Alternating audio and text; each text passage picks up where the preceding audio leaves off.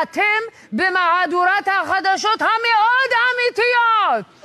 הבוקר צבא איראן, שלא נפגע בכלל, שיגר פצצה מסוג גדולה אל עבר האויב הציוני, והשמיד את העיר הכי גדולה בישראל. עזור! הנה הסרטון.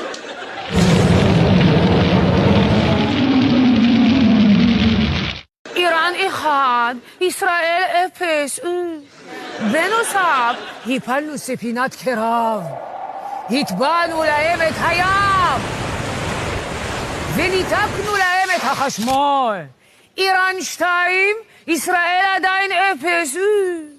בנוסף, צבא איראן נוכל הצלחות גדולות ותוקף את ישראל עם הנשק הכי חדיש. מה קוראים אותו?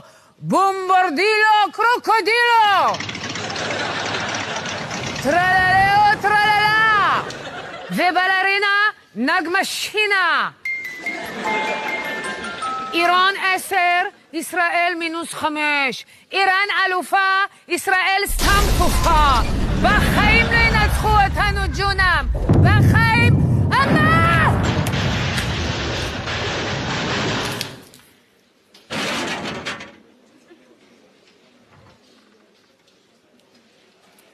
לא קרה כלום בכלל.